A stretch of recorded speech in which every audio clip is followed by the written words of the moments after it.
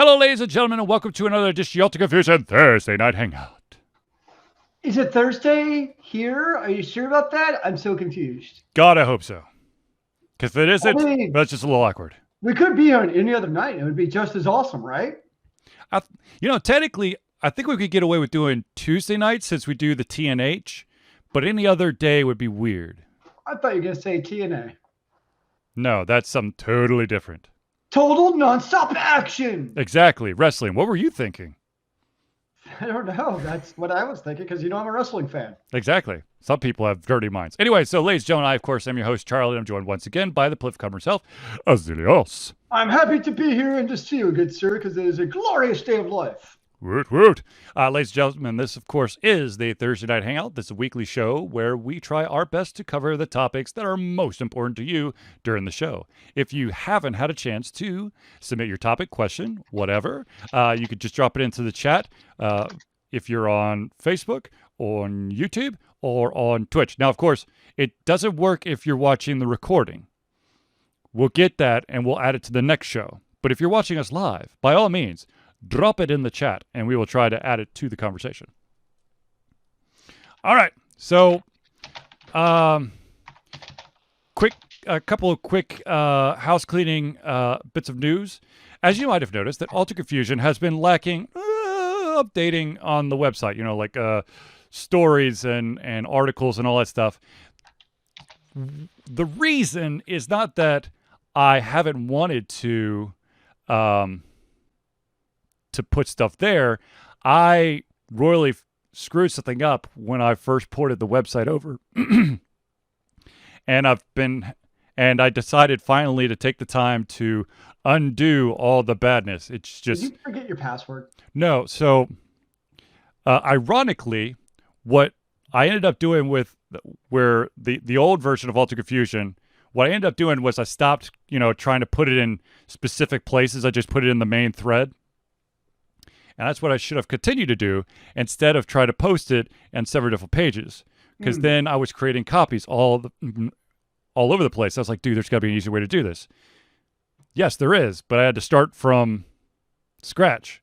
So I basically spent the last 2 days re-entering every single entry of Ultimate Fusion into a new page that then has... a couple of pages that go off of that sort by category. Aren't you like a programmer who could have developed some kind of bash script to automate that? See, in a perfect world, you would think that because they have the drop click ability that you'd be able to do that. However, if it is a blog that's within a page that's designated as a blog, you can't remove said blog entry and put it in another blog. That doesn't make any sense to me, but that's what happened. So that's just the way they make it. And because you're using their system, you must obey the man. Exactly. You got to bend to their will. Okay, so let's get the big news that's got Zealeus dancing in the aisles out of the way. Ladies and gentlemen, it is official. Overwatch 2 is now going to be a PvP 5v5 game. Huh? Yeah. I actually didn't know that, to be honest. Big changes coming to Overwatch 2, starting with a substantial alteration to the hero shooters player versus player mode.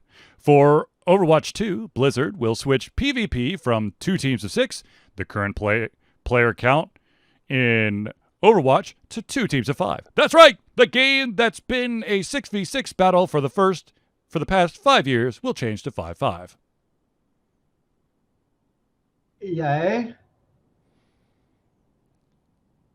So is that their big deal? It's we're changing the meta by having one less tank, probably? Yay. They hope that changing to a 5v5 will make Overwatch 2 easier to understand for players and viewers alike. My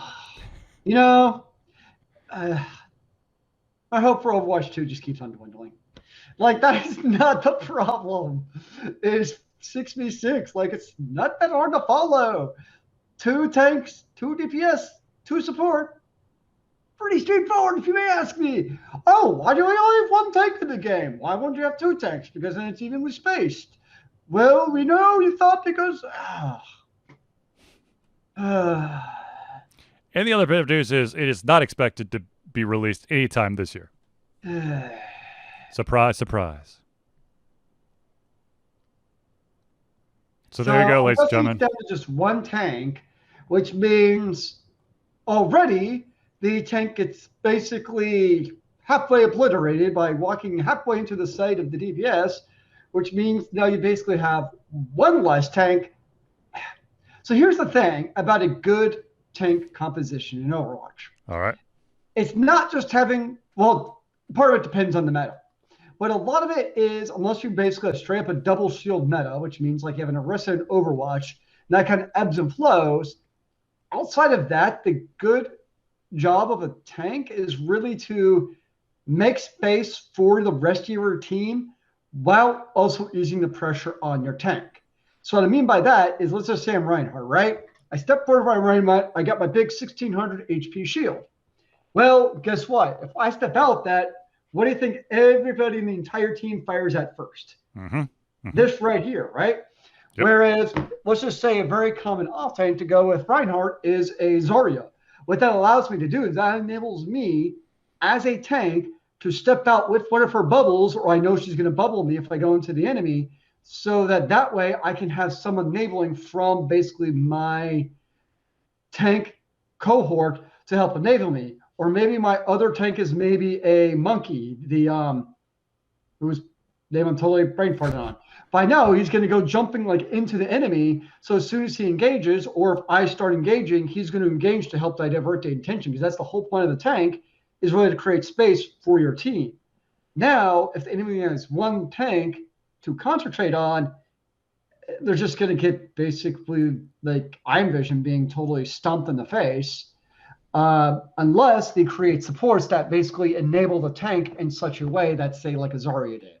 Wait, well, hold on a sec. So what they're going to do, so that now that it's evolved into this single tank per team change, Blizzard's response is we're going to add more cover to the battlefield. Which I don't think what they understand is using cover well as a tank at higher ELOs, and by ELOs I mean difficulty rankings, all fine and well. Higher level, people understand using cover. The problem is, let's just say your low level, let's just say silver and gold. If you try using cover properly as a Reinhardt, people just step out literally into the middle of firing zone, and they just wonder, where was my Reinhardt? Why was he not out there with my shield to protect me? Well, it's because you dumbass. I was trying to use like cover so that my Mercy, instead of having to heal boost me, can damage boost the rest of the team the entire time instead of being an automatic heal bot. So that's the problem with that type of strategy change, is it's going to further, I think at least, make the lower levels even less enjoyable. Because people don't follow what you should do for strategy. That's why we're in the lower levels. So that's, yeah. Because, yeah, whatever. Come on, Zealeus, you're supposed to be excited. I was most excited to hear about the PvE part, honestly. That's what I still want to know, because that was, to me, like the whole reason to be interested in Overwatch 2. Was the whole PvE environment is what I'd be curious of. Oh, well. Whatever, man. I guess we'll find out. Anyways, yes, sir. The interesting thing to me, though, is since it's not launching till at least, I'm assuming, 2022 now, does that mean Overwatch 1 is still just going to be stagnant for the next 7+ months with basically no content releases, meaning no maps, no new heroes or anything? It's just going to be, it is what it is? Very good question. And I don't see any information that would say otherwise. But what I can tell you is that part of the little twist that's going to come in with when you change it from 6v6 to 5v5 is that each class is getting new passive skills or abilities. Ooh, fancy. Which, I don't know. I don't know if that really does it for you, but that's what they're doing. Hmm. Hmm. I guess we'll find out. You know. Okay, so we got that bit of awesomeness out of the way. Now, of course, I've got to mention something that personally I'm really excited about, and that is that Ni no Kuni 2 is officially coming out for the Switch in September. It is going to be the Prince Edition, which is going to have all of the DLC content that's been released since the original release in 2018. And you can buy it for both. You can purchase the digital or the physical retail copy. Are you excited about that? Yes, I am. I played the crap out of the first one, and they got pissed that I wasn't able to play the second one because I didn't have a system that was playing it, or that I didn't have enough money to buy it. But I've saved, damn it! I've saved up for a rainy day like this. How many rainy days are there? More than I care to admit. Does that sound about right? I think that's right. Okay. So we knocked those two out. Now we're going to go with the heavy hitters, ladies and gentlemen. So, yeah. All right. Do you want to go with the latest in sexual harassment or the latest in Twitch bans? Both sound really depressing and sad, and I'm just going to sit here and cuddle with Rose instead. Okay, let's just go with the Twitch ban because... have you been banned from Twitch again for showing no. your dogs on Twitch because they're not old enough? No. So it appears that Twitch has found a way to... Okay. Remember... Oh, God. A couple months ago... I don't remember anything, sir. Imagine I have the brain of a goldfish. All right, so there was this whisper of a like brand safety score thing being placed in Twitch to, personalize the ads or show how ad friendly your channel is and whatnot, right? I do recall this, yes. Okay, so apparently this may have been implemented and no one's known about it until certain people have noticed that they are not making any money off of ads on their channel, just out of the blue. Now, there is always going to be some weird ass meta that's happening on Twitch, and the meta that seems to be on the rise and maybe is falling really fast because of this wonderful, I guess the best way to put it is purity score, is something called the hot tub meta.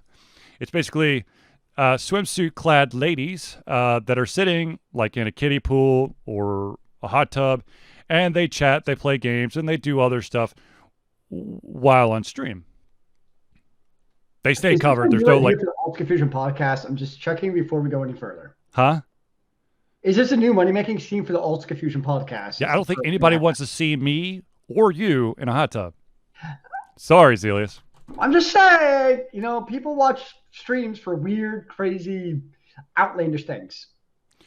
So that's true. So basically, one of the biggest hot tub streamers just all of a sudden went from pulling in $1,000 a day out of ads to zero. And it wasn't like there was no warning. They literally just chopped it off. Let's see. What exactly did she say? Now, of course, Twitch has refused to go into all the, the nitty-gritty details, but this girl has a sense of humor. So what she did is while she was streaming and she was discussing what's happened, she basically, while sitting in her hot tub, was reading other people's reactions to her expulsion from Twitch's ad pool. And then she proceeded to go into further depth as to why she finds all of this so unsettling. So she basically did a Twitch commentary on her stream. See, I guess the real question is Twitch then making money off the advertisers on her stream? Right. I mean, that's where it gets it kind of goes almost like goes back to the whole Uber suit of contractors versus employees. And I know when it comes to something like Twitch or YouTube, at first glance, you're obviously not an employee of like Twitch in our case, right? Mm-hmm. But at the same time, when you're leveraging their service and they're leveraging our time basically to make them money, I'm not saying we should get, medical benefits from them, but I do think that there should be, when monetary stake is at, when there's monetary monetization at stake, there should be transparency into what the hell is going on. Right. No, the fact of the matter is, if you read all the guidelines and stuff, this person is not violating anything. She said that her business manager reached out for an internal response, and they basically Twitch vaguely alluded that not all content allowed under their terms of service is appropriate for all advertisers. So, this is going to make my head hurt. So basically, they're saying you're okay to stream on this stuff, but we have a separate set of rules that may not be completely written that says you may not be able to do ads for stuff that is allowed on Twitch. And if that is the case, I'm actually perfectly fine with that if they're transparent about it. Like, to me, That's where I have a problem. And it's like, okay, if you're scantily clad, you're not going to get ads, whatever. That's Twitch's policy.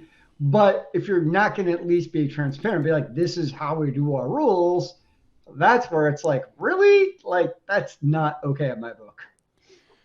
See, here's the thing. Okay, there's a couple things. One, if you are on a service and you are receiving revenue for ads or whatever, they've got to give you a warning or some sort of notification of a violation or a termination of the ad streams or something. You can't just, they can't just walk in a room and flip the switch and then walk out and just expect everyone to be like, oh, okay. Yeah, at least tell them instead of like, this is interesting. Like, was this a finance error that I'm getting $0 or something else going on? I mean, there should be some sort of like, there should be some like wiggle room, some, some strike system or something. Mm-hmm. But here's the thing. This, of course, opens up a whole different can of worms over the fact of, okay, so, yes, I understand. Girls, hot tubs, bikinis, some of them just, they are doing their vlogging, Yep. which a lot of people do. A lot of people vlog.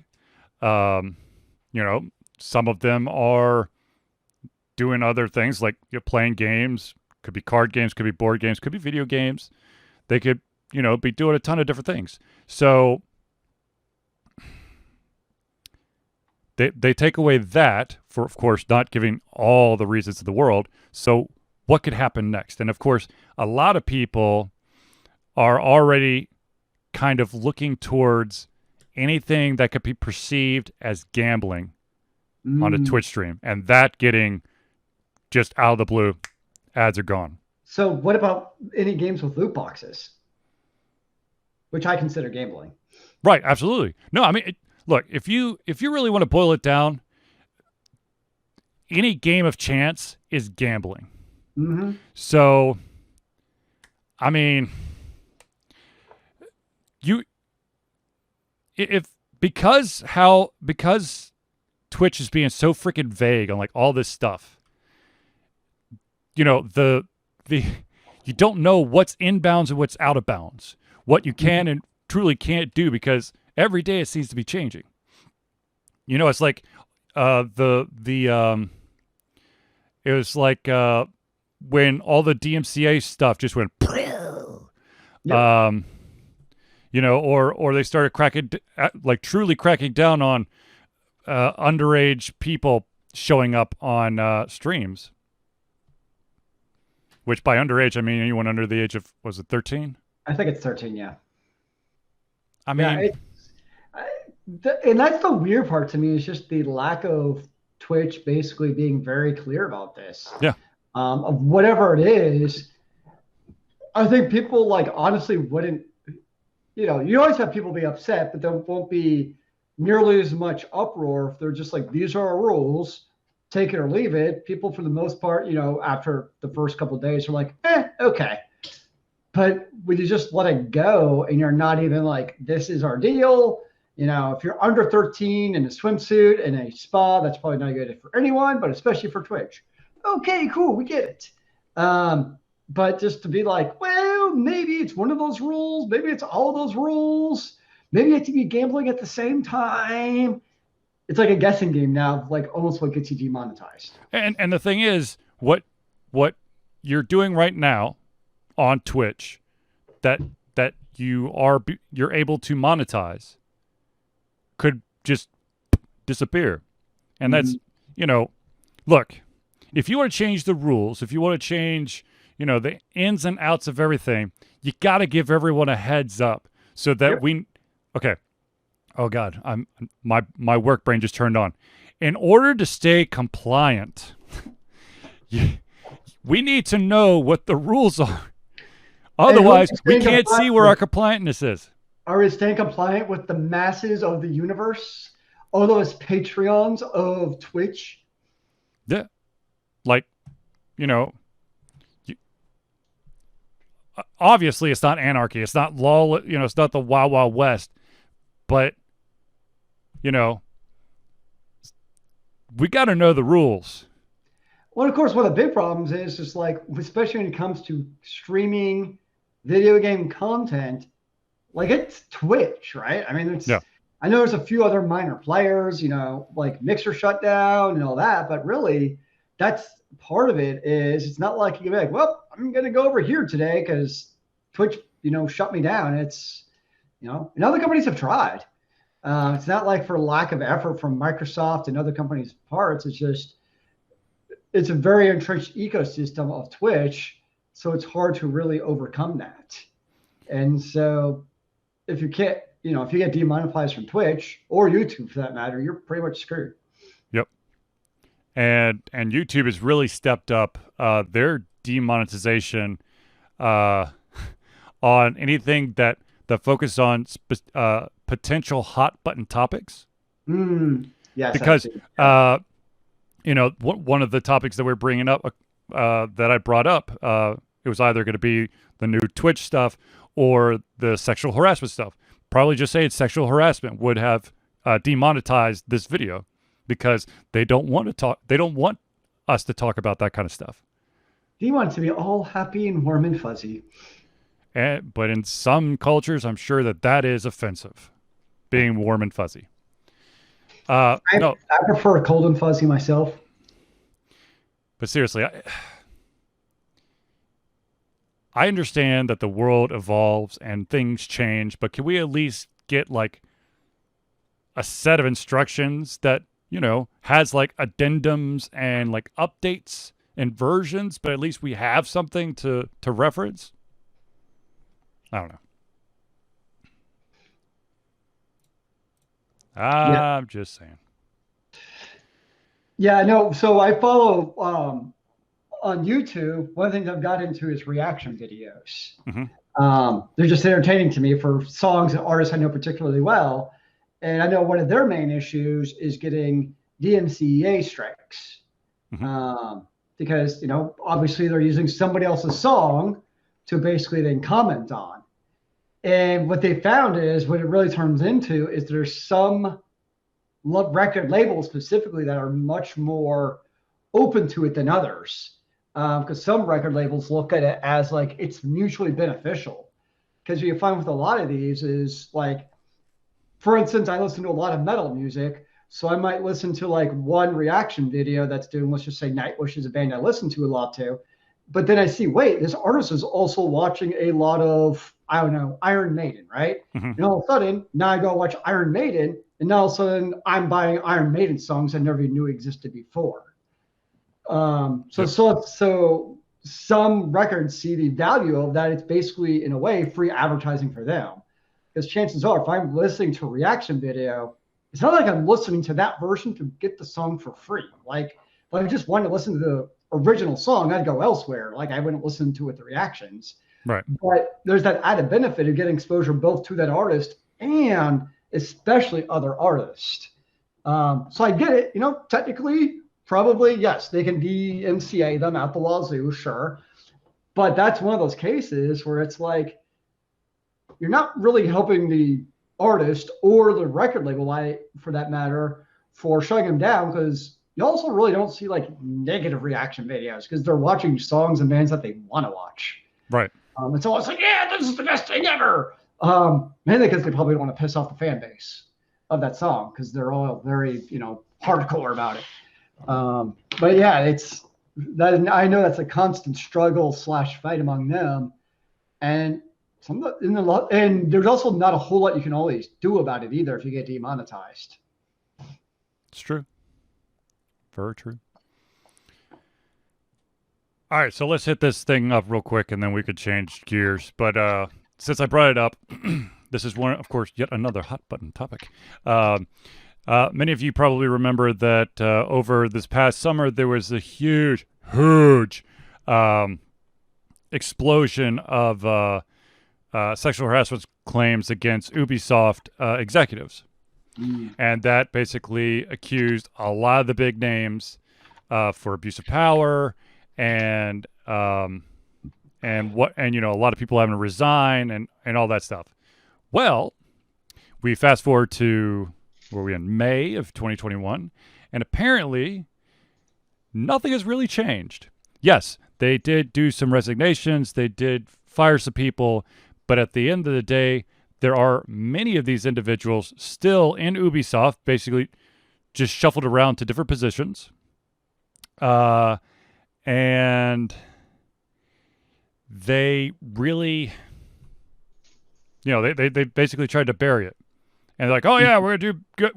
We fixed it, when they haven't. So there is a new hashtag going out, which is called "Hold Ubisoft Accountable." Yep. Yeah. I mean, it's not surprising. Usually, situations like that it's not just a couple of people; it's more of a systemic culture that not easy to overcome. I mean, this just shows the difference between saying something and actually doing something. They said all the right words, but they haven't done all the right actions. Yeah. And part of it too is always they're beholden to the shareholders, so it's always being cynical here, but it's the calculus of, well, is it worth it to release these 3 executives? And then we lose X amount of money from our next game not being able to make Y amount of money, or do we take Z amount of heat for keeping them around? Mm-hmm. Mm-hmm. I mean, that's part of the cold-hearted calculus that I think goes into some of these decisions. Yep. Versus going in and literally chopping off the head. Well, not literally chopping off the head, but figuratively chopping off the head. Perhaps literally would help, though. Hey, some of them obviously not actually promoted, but some of them prefer maybe deserve a certain head cut off. Mm-hmm, mm-hmm. That's what it takes.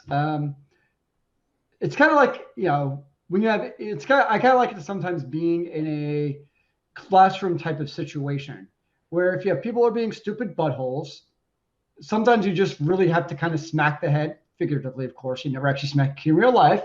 But if you really give a couple of them, word gets around pretty quickly, like, oh, they actually meant business. Like, we actually need to, get into shape, or I'm next. That's not a whole lot different, where you kind of show, we mean business, and other people realize, like, oh, well, they actually weren't kidding around. We better shape up or ship out, or get shipped out with no severance. You know what the sad thing is? I think that part of the issue is that since there were so many senior positions that were implicated in this, that there's probably some kind of financial thing going. We can't let the competitors get a hand on these people. But Yeah, okay, no, I can see that. if someone is a raging, pedophile, I would really hope that my company wouldn't go, oh, big brand A just released them. Guess we could pick them up. I don't know. That would, I don't know how that would not sit well with me. But then again, I have a soul. Mm. Well, okay, that actually brings up a good question, though. So let's just say, Rose is fired for being a crazy cat misogynist, right? Mm-hmm. And goes over to Old Confusion's house to be hired as the next cat herder. Mm-hmm. The problem is, really, according to labor law, I can't actually tell you that, right? Right. Like, you're not going to call me up and be like, so Rose is over here. She a good cat or bad cat? I'm not going to be like, Leo's this terrible cat who keeps you up all night and cries for food all night. I could be like, well, she lived in my house from, 2005 to 2021, but that's all I can really tell you. I think even like California is actually illegal to even ask how much did you make at your previous job now. So totally understand your point. So I guess it comes down to two things. One is there kind of that wink, wink, nudge, nudge type of ask of like, so why did this person really get canned? Versus, is it also potentially, some of these higher up companies like Ubisoft, EA, Activision, mm-hmm. is a small enough community where they know, even though it's not publicly announced, they know why Rose got fired also. Right. Like, you know what I'm saying? It's kind of like, like, for instance, in the area, all of the private school superintendents, they're always talking. Like, they get together, it's informal. But you would probably know, like, Rose was fired of her head of school, word would get out, and it would probably come up informally at discussions. Mm-hmm. So that way, when you're looking to hire, you don't hire her as your next head because you heard what actually happened. I can see that's where that type of situation that probably happens. Right, but the other thing is, let's say, I know let's just keep going. We're going down a rabbit hole, but that's what we do. Let's say that Rose was. We're just going to keep with Zealeus's cat because there's a perfect example. Can't actually implicate anybody by accident. Exactly. Rose is actually a raging racist. Okay. Oh, whoa. And she's constantly belittling and creating a hostile environment at Casa de Zealeus. Mm-hmm. Now, Rose comes over to Alter Confusion and goes, I'm leaving Casa de Zealeus and I want to join your team. And I, of course, could, reach out to Zealeus, be like, hey, Rose is over here. What can you tell me? You'd be like, she's been here for a while. But my question is, as like, say, like an ex, I guess, coworker of Rose, if I caught wind that Rose is trying to jump to like a bigger ship, I don't know if I could stop myself from like, anonymous tip, she's a racist. But then, of course, being anonymous, you don't know the validity of it. And then, but like, who's actually going to substantiate that?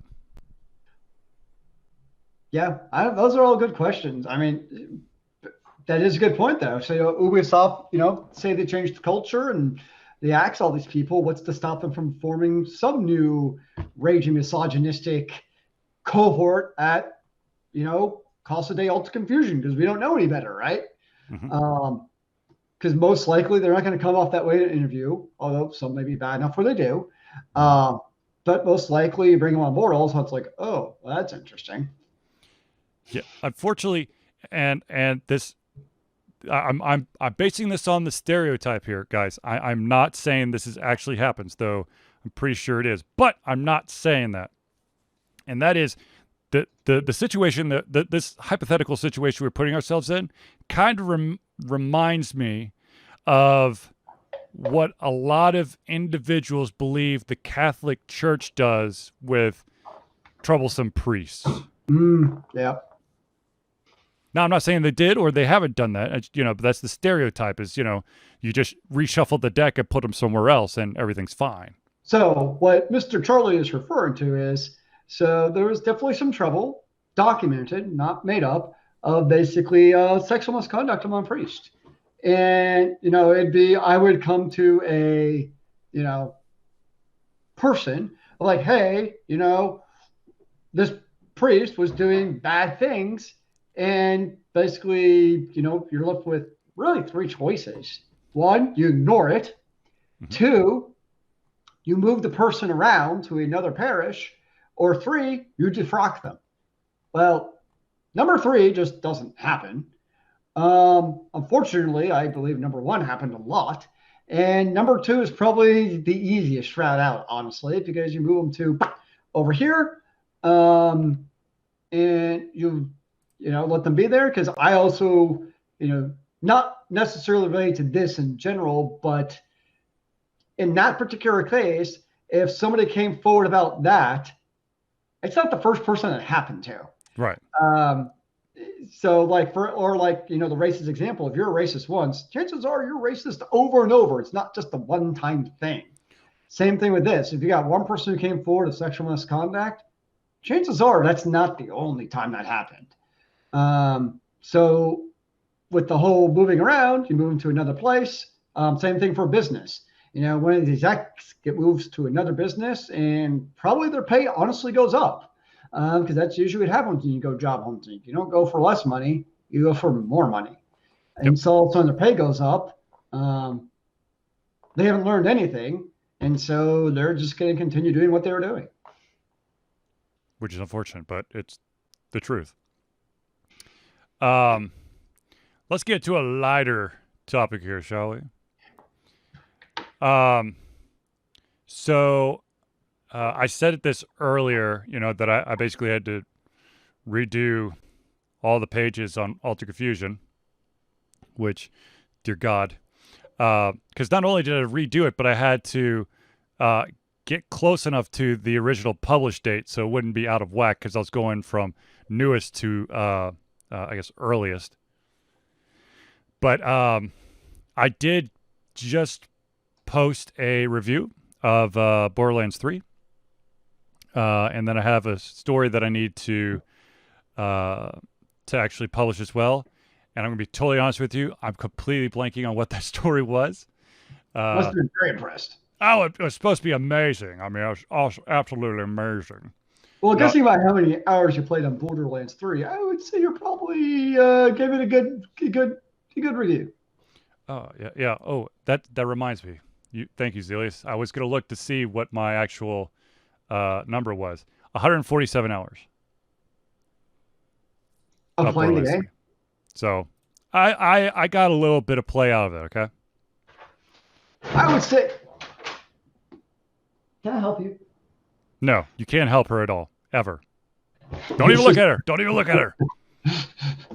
I'm not actually here. So is your 147 hours, is that it? Are you spent? I mean, to be honest with you, I'm kind of running into there's the was it the director's cut DLC? Yep. I'm kind of just I'm going through that, and I think I'll be done, because the rest of it's really just go through these things, see if you can survive the waves to get cool items. There's no more true advancement. So I can see that. I mean, don't get me wrong. There ain't nothing wrong with me jumping in and just blowing shit up. I got no problem with that. I will blow shit up. But when I've got other games that are interesting to me, I think my eyes are starting to go towards them. So that's where I get a little bit conflicted. For instance, on let's just say Final Fantasy 14, right? Mm-hmm. Let's just say I go back to it. Mm-hmm. Not that I plan to, but if I do, I also realize at the same time, I'm also potentially, I played game A, which is extraordinary, but I'm also giving up playing probably games B, C, D, E, F, and G. Mm-hmm. And is that the trade-off to make? I don't know. I'm just throwing it out there as a existential question. Yeah. There is no right answer, Zealeus, and you know this. I mean, as long as you're enjoying the game that you're Exactly. playing, it doesn't really matter, right? It's the game you're playing, the game you want to be playing right then and there. If it is, you go, guy. If it I isn't, think then change so. games. I'm so confused. Um, But it's got to be, according to the internet, the right game. so, um, yeah, yeah, the game that everyone has to play. You have to drop everything you're doing and play this game, which is going to piss you off because there's a lot of small glitches that, for some reason, you're the only one who seems to be running into them. See, I know you're going to see it my way, sir. Of course.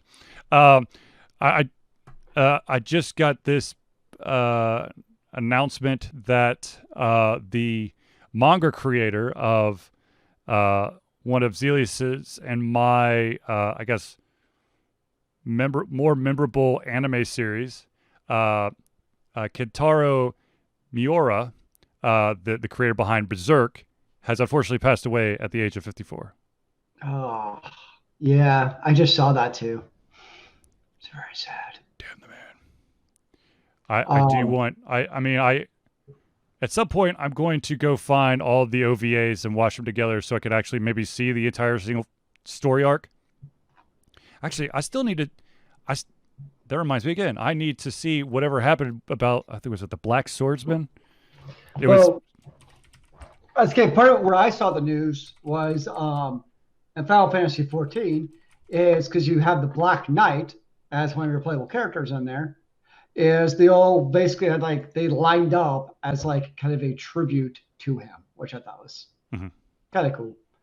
Um, it's I mean he is such a Berserk is such an extremely I don't know if people realize like how influential of a series it became because it was kind of I mean it was that very dark and foreboding type of series Mhm. of just smacking you in your face. It really kind of came on to Dynasty Warriors and especially Dark Souls Yeah. as very strong influencers as far as that type of story. Um, oh, I'm because I think it was you like years ago where we weren't we somewhere actually like Destin or Yeah. something, or Yeah, we we're at actually Destin. yeah we watched it. It like I don't know if I've ever been that gripped by first couple of series in a show because you Yeah. watch it and you're just like, whoa, Mhm. like Mhm. just absolutely blown away. And like, you know, we've all seen a lot of shows over the years, Yeah. but to have that show's like first arc still just like emblazed in my brain these many years later is a testament to how phenomenal that is.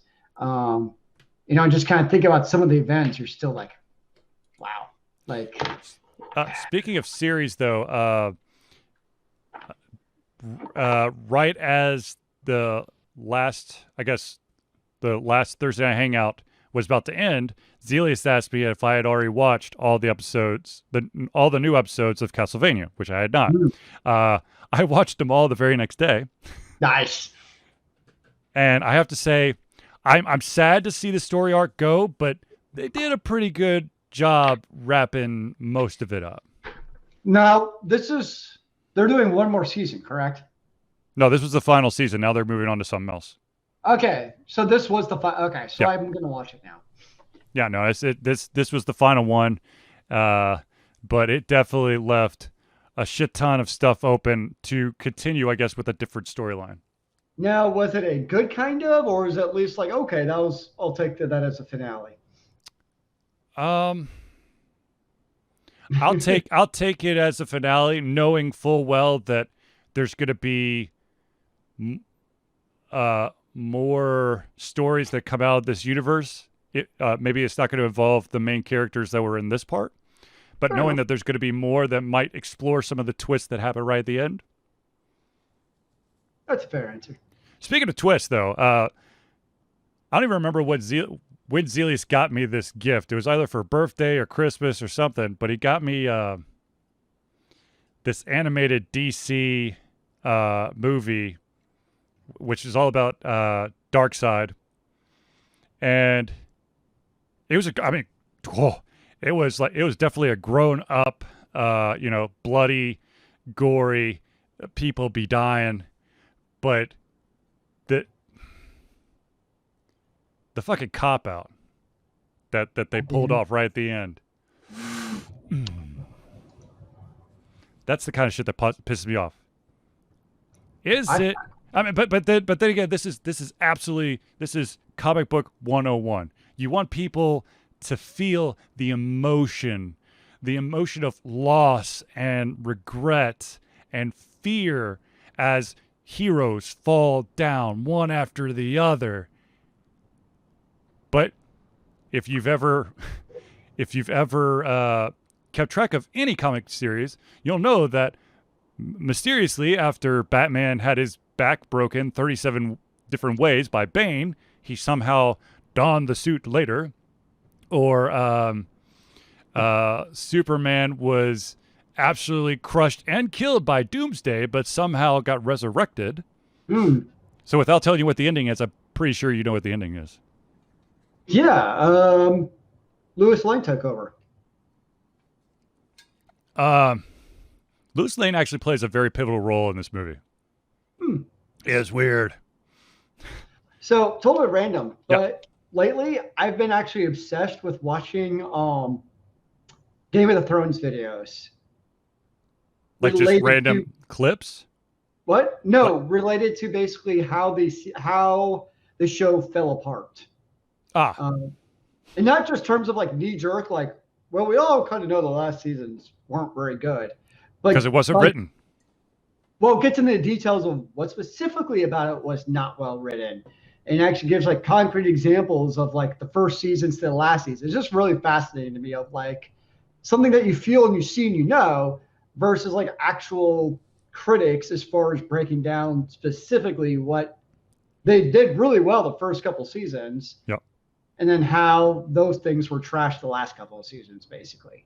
And then when you see it, when they talk, it's like, oh, that actually makes sense why that was terrible now in season 8. And that, like, you knew it was instinctively, but actually knowing the reason why behind it, it was just kind of cool. Because George can't write fast enough. That's really what it boils down to. Actually, ironically, one of my favorite scenes in the, like, I'll call it the first 4 seasons, like the OG good seasons, was not in the books at all. And that was the scene between, oh my gosh, the dad, not Tyrion, but what's his name? The Lannister dad? Yeah. I bet you had to say. Oh. Gosh. Hold on. But basically, the discussion between him and Olenna about if Cersei. Tywin. What? Yeah. Tywin and Olenna, the conversation between them about Cersei marrying the heir of Highgarden. It's, to me, one of my favorite scenes in the entire series, not in the books at all. So they can actually write scenes without having to follow the books. It's just everything else.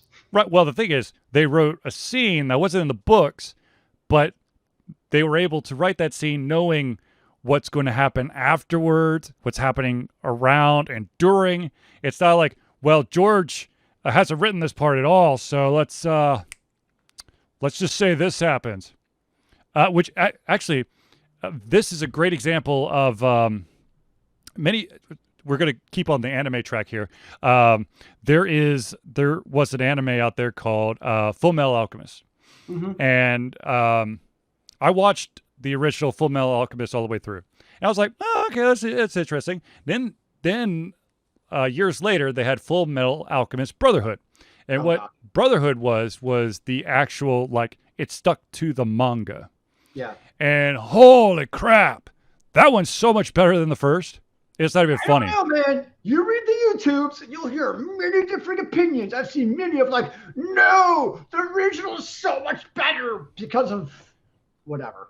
Look, coming from me, and everyone Well, you're a purist. Exactly. So everyone's like, they're staying closer to the source material? Yeah, Charlie's going to like that one. Game over, man. That's Charlie's answer.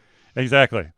No, I thought it was very well done. I liked there was some twists and turns that were there, and the relationships between the characters it just had more depth to me. That's fair. But yes, I've been watching a lot of like anime. I also watched the entire run of Trigun. Jeez. Again, I love that show. I watched the first couple episodes of Outlander. Yeah, I won't watch that. I will not watch that show. Your wife loves that show, though, doesn't she? I know she does. Yeah, I thought she did. I haven't decided if I actually like it or not. The pacing so far is kind of like, yeah, I don't know. We'll see, man. I just don't know. Who knows? Does anyone know? I don't know. Now, if you guys have been following my social media, I might have just done this on Facebook. Yeah, I might have been just on Facebook or Discord, but I was playing a new game for a playthrough. And I got an hour and a half into the game and then exited the game and left to go do some stuff and came back later that night to see a huge warning pop up on my screen going, out of disk space. Well, it turns out in my infinite ways of wisdom that I'd never actually hit the stop record button. And so that hour and a half turned into, well, I don't know what it breaks down to, but let's just say it was a 100 gig file. Damn, yo. Yeah. So it was unrecoverable. So let me tell you, as someone who's done playthroughs, it is hard as shit to fake the surprise and the disgruntlement over trying to find stuff when you've already done the first hour and a half of a game and you have to re-record the whole damn thing. Nice. By the way, the name of the game is called Encodia. I've talked about it a couple times. I actually posted a release when it was coming out. There are serious issues with that game that are even worse than some of the I guess like late 80s, early 90s point-click adventure games where sometimes you're like, I'm supposed to magically know that I need to put these two items together to do this. Mm. But it's even like worse. It's almost like certain areas. It's like those hidden objects in a picture kind of game where you're just like, there's an item that you have to have, but the only way you're going to be able to find it is you have to slowly drag your cursor across everything on the screen to see what's interactable. And then if it is, you got to see if it's just, I can look at it, or if it's something I can touch. Are you saying you're not a mind reader of all things video games, sir? Sadly, not all games can I read their minds. Well, what kind of video game aficionado are you? The kind who likes pacing and story. It's really hard to keep in, the flow of the game where there's certain areas where literally you spend 3 minutes pushing your cursor back and forth across the screen because there's got to be something in this room, but you can't find it. Yeah, okay. I can see that being somewhat annoying. So, ladies and gentlemen, I do want to take a quick stop and give a shout out to a couple of friends of the show. So, if you'll just allow me to give some thanks here, we will start off with, once I find my dang notes, here we go. We will start off with the one and only Indie Cluster. The Indie Cluster is an organization of independent game developers that want to gain exposure by being involved in the community. They collectively journey to popular conferences as a traveling booth to help gain attention for their games. They make partnerships in local communities to bring games to the mainstream mindset. They highlight local, unusual, and rare concepts to challenge the paradigm of the common. They also host events to teach kids and minority groups about game development to hopefully one day enter the industry themselves. If you want more information about them, go to indiecluster.com. And of course, I have to give this shout out because this man is a miracle worker as far as I'm concerned when it comes to back pain and all that other stuff. And that, of course, is the one and only Hero Chiropractic. Hero Chiropractic is a unique healthcare practice set up by Ryan Moore. The company is focused to elevate a patient's experience of freedom, creative expression, and joy.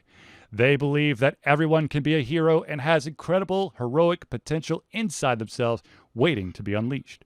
Hero Chiropractic focuses on mobile chiropractic care in the greater Atlanta area. They're committed to healing clients by creating a plan of action uniquely suited for each person. They make that plan of action as convenient and affordable as possible, and most importantly, suited to your individual needs. If you want more information and you're in the greater Atlanta area, go to herochiropractic.com. Okay.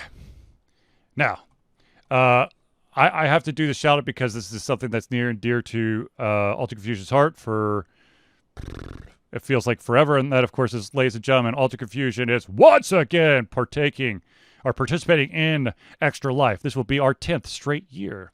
Extra Life is gamers doing what we do best, game.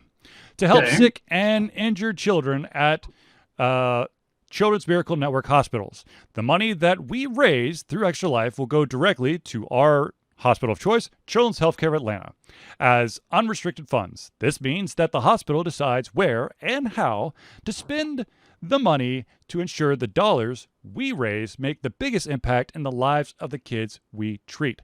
If you have the capacity to donate, please go to extra-life.org and search for Ultra Confusion. If you want to actually create a team or join a team for Extra Life and you want to get down and dirty with some gaming, all you got to do is go to extra-life.org, fill out all the information. You can set up your own goal. Yes, we would love to have the people with us. Absolutely. Ladies and gentlemen, Ultra Confusion also has a Patreon. Ultra Confusion survives on the love and support of fans like you. And so we have a Patreon. Patreon allows you, the fans, supporters, lovers, haters, warriors, to become active participants in the work we love through a monthly membership. This gives you access to exclusive content, community, and insight into our creative process. In exchange, we gain a bit more freedom to do our best work and the stability we need to build an even stronger creative career. There are currently two tiers for subscription. The first one is $1 a month, which is $12 a year, and that will give you the ability to have access to all the Patreon-only stuff on the website and also early access for all the playthroughs. Now, if you pump it up to the $5 level, that's $5 a month or $60 a year, not only do you get that early access and the ability to look at Patreon-only posts, but you will be added to the thank you section of every Thursday Night Hangout. What if I want to thank them anyways, man? I love everyone. I love you guys. So beautiful. I can't stop Zealeus from sending love out. I'm just saying that if you want, your logo, your name every single Thursday, it's a promise. You do the $5 a month, which is basically you're getting at least 3 or 4 shout outs a month. So it's like the official Charlie love, not the fake wannabe Zealeus love. Yeah. Damn, Skippy. But yeah. I did get a huge donation recently for Extra Life, so I can now get my Extra Life bumper sticker so I can put it on my new car because my Extra Life bumper sticker is on my old car, and of course I traded that away. So, oh no, you should have changed out your windows. Yeah, they're not the same size, Zealeus. Oh, you could cut them down to size. I know my local Ace Hardware will do it. Yeah, no. How about no, Zealeus? No. Oh. No, Zealeus. I'll tell you then. Don't do it, Zealeus. Don't cut out your window? Yeah. Oh. Leave it to the professionals. But I know where you live. Oh, Lord.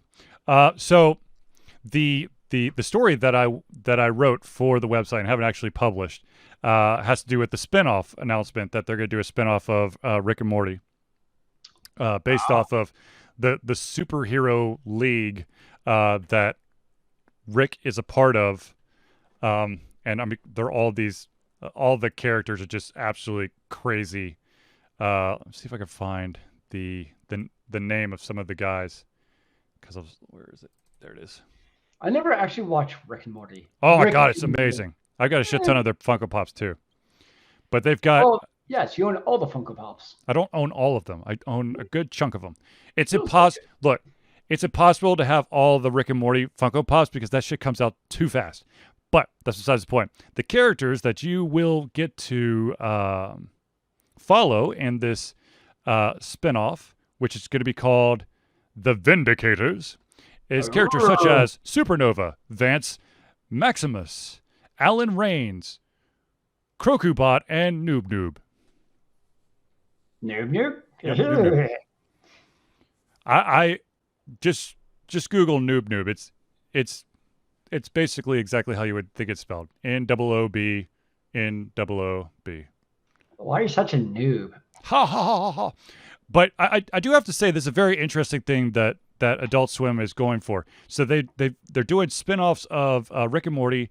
They're doing a spin-off of Robot Chicken, and then they're also doing a spin-off of Aqua Teen Hunger Force. But they basically say, look, we're going to do this kind of like a mini series. We're going to do 8 to 10 episodes, and Sure. that's what we're going to give you. There's no promise of anything more, but they're going to at least give you that, which I have to say, If enough I'm people okay hopefully with. enjoy it, then more people will. Exactly. I just, there are too many shows out there, or there's too many spin-offs out there that, because they get off of, they have a shaky takeoff, no one really gets to see the whole thing, or it dies out before it can catch. Or shows that just end too early, even though people love them and adore them and want them to live on forever in their hearts. Thanks a lot, Fox, which is now owned by Disney. What isn't? So speaking of Disney, I am very upset over the fact that there are Marvel movies that I can't watch on my Disney Plus account because they are Marvel, but they're not Marvel. They're Sony Marvel. Yep. This case, Sony, from back when Marvel was about to die, Yep. They sold off the movie rights to things like Spider-Man and the original, I think, Fantastic Fours. We're not going to talk about any of those movies. The Fantastic Four movies are dead to me. Well, but yes, they did sell off. Some of them were also sold to Sony for the same thing. And yes, so there's definitely ones. Or no, I think Fox was actually X-Men ones, if I remember right. Yes. The Spider-Man, I think, was Sony. Yep. But yeah, you basically can't watch them because they own the rights. And most of the ways they were written was basically, as long as they continue to make that franchise movie every X number of years, then that movie rights basically in perpetuality. Perpetuality? That's not the right word. Will perpetually? Sure. Will perpetually stay basically as a part of that company. Sony. Whether it be Sony or Fox or whatever it is. Yeah. So basically Sony ain't never going to give up Spider-Man, obviously. I still wanted to watch the Venom movie the other night, but I couldn't because it's Sony. Yeah, I mean, think about that one. Like, it's funny because that's like tangentially related to Spider-Man. So I'd be kind of curious of like, how were those contracts originally written? That Spider-Man's Spider-Man. But I bet you they have the Spider-Man universe. Yeah, as a part. That's why I'm curious. Like, what defined the Spider-Man universe at the time? Because you had other characters from other Marvel stuff occasionally dabble into the Spider-Verse, right? So what differentiated them legally speaking? I mean, we could talk about it as humans, but legally speaking, what kept certain things totally Spider-Verse and some things, even though they showed up in Spider-Verse, Marvel still had the rights to them? I think it all has to do with when those mergers happen, because there was a very bad Venom in one of the early Spider-Man. Was there a Tobey Maguire movie? I think. So technically, Venom was there. Okay, We just I could forget see about that. it. Yeah, Yeah, there it was was actually because he was rumors wearing the for a symbiote suit. while that Marvel Endgame basically wouldn't have Spider-Man because Sony was trying to basically Strong arm him. strong arm Marvel into being like, we want more money from you to have the rights to use your Spider-Man in your movie because movie speaking belongs to us. Yep. Yeah. Okay, what was the one that... It had to be Spider-Man 3. With Venom as an enemy? Yeah, with Venom as an enemy. Because Tobey Maguire had... Or that Spider-Man had the symbiote suit. Yes, that's what it was. It's called Spider-Man 3. Wow, what an ingenious title. Spider-Man 3? Mm-hmm. No. I like the most recent one. It was fun. I might have. I don't remember. Dude, I've watched so many different Marvel things. I can't remember. But I did go back and watch a movie that I'm sure a lot of people think was absolute shit, but I love I love this movie and a lot, and when I get a chance I watch it every single time. It is called The 13th Warrior. That is a fun movie. Oh, I love that movie.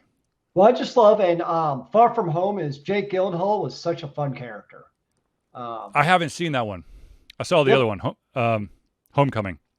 Yeah, no, was it? I'm pretty sure that was Far From Home he was in. But yeah, he gave a different, I would say authority to the Spider-Man universe. Because most of the time, like it's Spider-Man, it's Peter Parker, it's this young guy who's still kind of learning his way. Versus then you have Jake Gyllenhaal with his character who's been in a lot of stuff, come in and kind of give a little bit of screen authority that, because I mean, Holmes a great actor. I have no problems with him. Yeah, Far From Home. Kind of a young actor versus you get Gyllenhaal. I feel like it's a little bit more gravity to it than it would otherwise. So for me, Jake Gyllenhaal is great in it. That's one of the things I really liked about it. You should watch it. It was good. Well, I'm definitely that's Who is greatest Mysterio? I know we talked about this a little bit ago. The creator of Berserk, unfortunately passing at the age of 54. Apparently, there was a player held vigils all over Final Fantasy 14. Yep. I said that. You did? Yeah. Damn it. Shut up, Zealeus. I don't like you anymore. Well, no, because definitely enemies, particularly. I know Sephiroth was one who was inspired by some of the characters from Berserk. So that's one of the reasons that Berserk just had so much influence. So here's something that you might know. Did the Berserk anime ever actually finish? Trick question. So the original anime, crazy storylines. So the original anime stopped before it actually got to where the timeline was in the first episode. However, there's been OVAs and other stuff that have come out to that have completed the circle from my understanding, but I haven't actually watched them. I just know that the original that 26 episode is where it left. Interesting. That's something like Netflix needs to pick up. Have them go crazy with the anime. Just add it to the roster of anime that Netflix is getting a hold of. I mean, seriously, why not? I mean, the anime I was talking about the other week, Yakuza, or just god dang it, now I can't remember the exact name of it. It's not You okay? Whatchamacallit? It's not Afro Samurai, but it's like Afro Samurai. It's called, of course I can't find it now, but I want to say it starts with a Y. And that was phenomenal. Holy crap, that was a great, it was just a one and done though. I mean, there's not going to be, you really can't do a follow-up season of that. But, yeah. Yeah, dude, just add it to the, oh, damn it, the new Love, Death, and Robots came out. Well, there goes my day tomorrow. I love that stuff. I will be collecting middle school laptops tomorrow. Woo! It's almost the end of the year, man. It's time to start taking away those privileged kids' laptops and be like, they're mine. I'm going to take them all and I'm going to sell them all on eBay to make a huge problem for Ultra Confusion. And you're not going to have technology next year because I had other priorities. If only that were the case. Wait, you saying I shouldn't do that? No, I'm saying that you're not going to do that because you under that rough, tough exterior, you're just a nice guy. Man. Sorry, I just destroyed your persona. Oh, jeez. All right, ladies and gentlemen. I think we've come to the closing of this show. Oh, but before I actually close, I do want to say two things. If you have Hulu and you want a really fucked up experience, do the Limestone Golem Murders or something like that. Damn it! Now I want to know the exact title because I missed it. Like I totally missed the big plot twist. The Limestone Golem. It stars oh balls. What's that guy's name? Bill Nighy as the inspector. It was, I'll be totally honest with you, I didn't see it coming. And that's a rarity for better or for worse. So yeah. Interesting. Well, the thing was that Alan Rickman was actually supposed to be part of that movie, but unfortunately he had to drop out because of pancreatic cancer. And of course, rest his soul, he's no longer with us. But seriously, weird ass movie. All right, now let's get this show back in the station or something. Wait. Huh? Never mind. So, ladies and gentlemen, I want to thank everyone for tuning into the Ultra Confusion Thursday Night Hangout. For myself, Charlie, and Zealeus, it's been a pleasure giving everything come our heads, our mouths, and of course, our hearts. Will be back next Thursday for another Ultra Confusion Thursday Night Hangout. Remember, kids, keep on gaming in the free world. Amen to that, brother.